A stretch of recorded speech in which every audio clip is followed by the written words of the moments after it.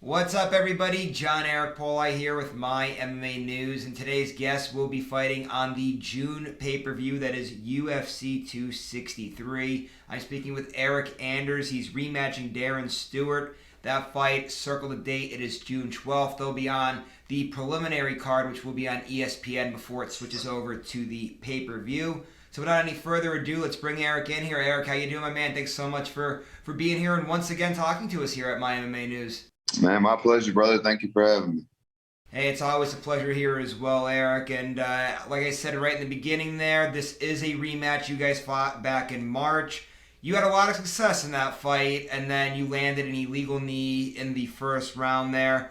I just wanted to get your thoughts, because we're seeing a lot of these illegal strikes starting to happen now. Just how tough is it? Like, you're there in the moment, in a fist fight, in a steel cage.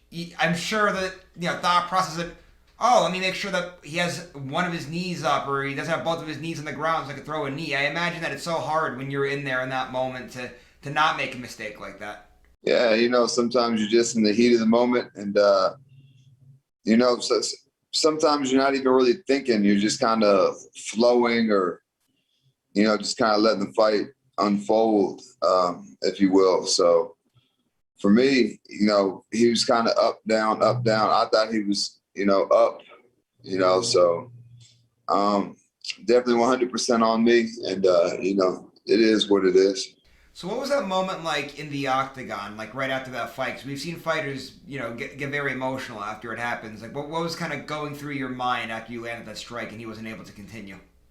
I mean, I'm not a very emotional person, but I just like, man, I really really screwed that one up. Right there on the verge of the fight getting stopped, and kind of gave him a way out. So not really sure how much the knee hurt him or affected the fight, but I shouldn't have thrown it, and like I said, it is what it is. And you guys are pretty cool with each other too. I know sometimes we do see fighters. There's a little bit of bad blood after an illegal strike. You guys kind of worked it out, kind of right then and there. You apologized and everything's good. There's no bad blood, right, coming into this rematch. Not for me. I don't know how he feels, but I don't know what else he would want me to do other than to apologize and agree to run a rematch. I don't. It's a pretty one-sided fight. I don't necessarily think that there needs to be a rematch. And if they'd have came to me with somebody else's name, I would have signed. But you know, um, yeah, I'm doing everything in my power to make it right. And, if he's cool with it, he's cool with it. If he's not, then I'm not going to lose any sleep over it. And you guys are going to get to settle the score here in just a few days. Eryk, I do want to now get into fight camp a little bit. Just kind of tell everybody how your camp's been going as you prepare for this rematch. Man, it's been going well. This is my second camp with the Fight Ready with Eddie Chaw and Santino DeFranco. Um, I think that I made a vast improvement from one fight to the next in my last fight with Darren. And now, we're just adding even more, for this fight camp. So, I think that I've made tremendous, progression and evolution in my game, even from the last Stewart fight to this fight. So I'm looking to showcase that June 12th. So when you're preparing for this fight, do you look back at all on that first meeting and kind of take some things away from that? Because the fight, it ended in the first round there. So is there anything you could really go back that we didn't see a lot of minutes there? Or are you kind of just more or less trying to improve your skills, maybe looking at things that maybe he's done in the past as opposed to just looking specifically at that first fight? A little bit of all that, because, fighters have certain tendencies and they're going to fight the way they're going to fight, you know. I just really watched that last fight to see what he had success with and what I had success with and how to capitalize and expose, both those things. So you mentioned there before you're at Fight Ready, you're out in Arizona now. You still do work out in Alabama, but just for your fight camps, you'll specifically go out to Arizona. Why did you make that decision? This is your second camp now doing it. What was ultimately the decision why you wanted to head out to Arizona and get a different look out there? Man, I just wanted to evolve. And I've been to, a lot of other camps and stuff. And, it was kind of like, everybody running the same mid pattern with the coach and, you know, people just trying to beat you up because you're the new guy. And, man, I'm trying to have a long lasting career. So, maybe they were just trying to make me prove myself. I don't know. But here, it really wasn't like that. It was, hey, they're actually telling me I was training too much and doing too much. And, I needed to throttle it back, tone it down. And, you know, um, they really came with a specific game plan. I came out here in the last summer, and it's really like the vibe, the environment. You know, Eddie Child was just showing me some stuff with my striking that, before I was just brawling. Just I hit you, you hit me, we hit each other. We'll see what happens at the end. And it's fun, it's cool to fight like that, but never conducive to a long career or a healthy one at that. I've needed surgery after a lot of my fights. So I just wanted to like kind of switch it up and, be more efficient with my energy, have an actual game plan going into a fight. And, it's evolved as a fighter, as a striker, as a grappler, and, all the assets of the game. And, these guys have really helped me do that.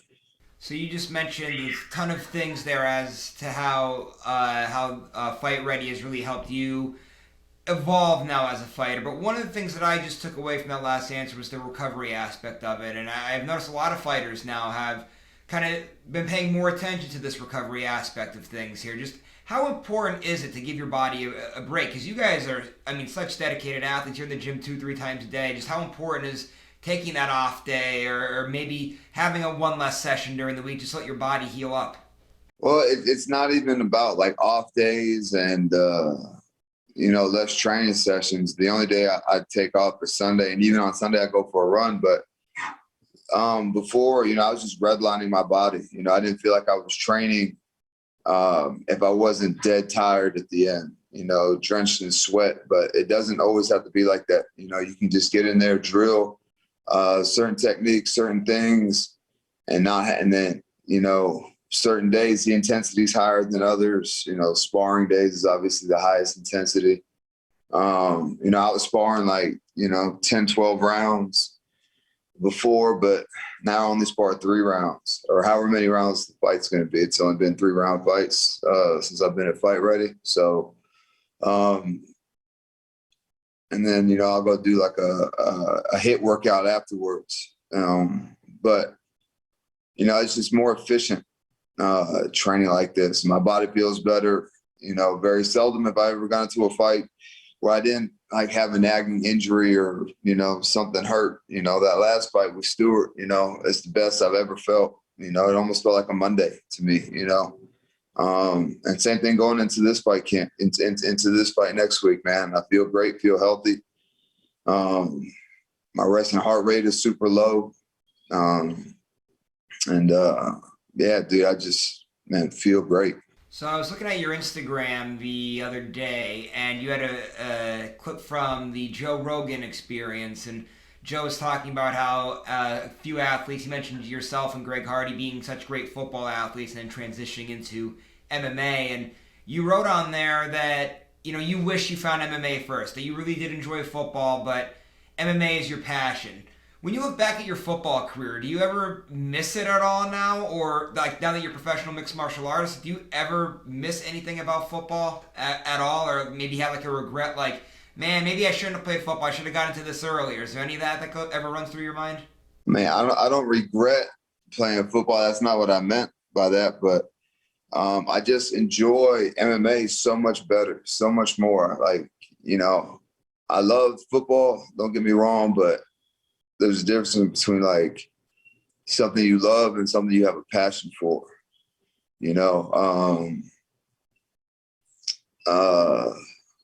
I got like I'll watch fights every weekend on every level, amateur level, regional level, LFA, Bellator, UFC, one, everything. I just love fighting. Football, even when I played football, I really didn't watch football. It's just very hard sport to watch for me because it's so slow and, there's a lot of downtime. And to be honest, the reason why I liked football, especially when I was younger, is because the girls liked football players. So I was like, okay, or it makes it that much easier. And, especially at Alabama, it was kind of crazy, to be honest. But it's not like I don't regret football.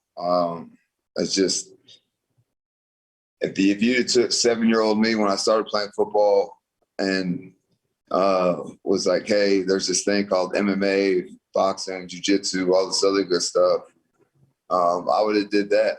And to be honest, I even liked wrestling more than I liked football, but we moved to Texas, and my high school didn't have wrestling, so I had to give that up and just concentrate on football. So I've always been a fan of the individual sports, and I think the thing I missed the most about football was the locker room, the camaraderie with the teammates, and talking shit, and everybody making fun of each other. And man, the locker room is probably the most hostile environment on planet Earth.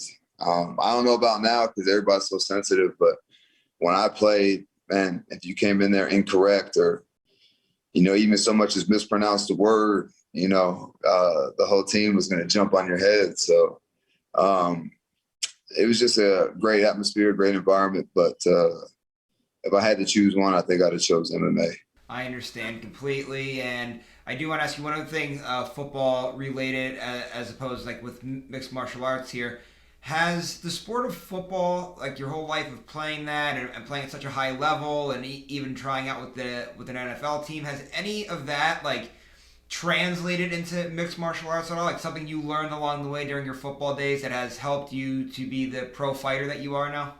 Yeah, man, I don't think you can just pinpoint one thing, but yeah, Nick Saban always talks about the process and what it takes to have a chance to win a game, and this, that, and the third, and how the off season plays into the actual season, how going to school and going to class and doing that translates into, it all affects everything. So, I think with MMA, I think it can be difficult to have one part of your life in absolute disarray and then go out there and perform. I think that maybe John Jones is, very few guys can do that. And so for me, it just kind of helped prioritize what's important and who's important in my life, So anybody that, gave me static, any girlfriend, in the past that, why you training so much, why you doing this, and just cut them out, So I think that Nick Saban preaching that over the years kind of made it easy for me to do that. Nick Saban is definitely one hell of a leader, and we saw it again this year. Alabama just won another national championship. Eryk, before you roll out here, you got to just tell everybody, I'm sure you're smiling whenever you see Alabama win another national title. Just how happy were you to see your alma mater claim another national title this year? Oh yeah, man. They're going to continue to do that and have a lot of success as long as Saban's at the helm. And yeah, I don't remember who they played. They played Ohio State in the national championship. Man, I got a couple friends who are just obnoxious Ohio State fans and refuse to admit that Bama is a superior team, regardless of what happened, several years ago when they had Bill Jones, and that year they beat Bama and ended up winning the championship.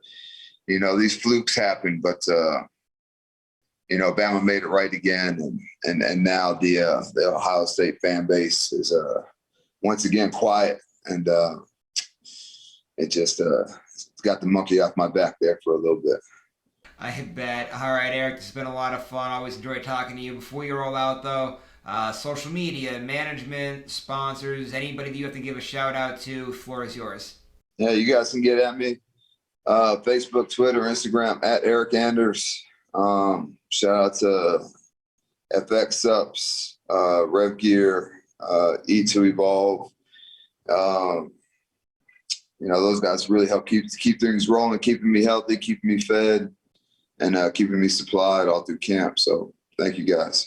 There you guys have it. That was Eryk Anders. Again, he will be rematching Darren Stewart at UFC 263 on June 12th. Make sure you guys check that out, and make sure you're checking out MyMMANews. We have great content that comes out 7 days a week. Also, go to our social media accounts, give us a like and a follow. And if you haven't done so, like I always do, I always ask you guys, please go down to the bottom, hit the subscribe button. This way you'll see more great interviews like the one you just saw here today. We'll see you later, everybody.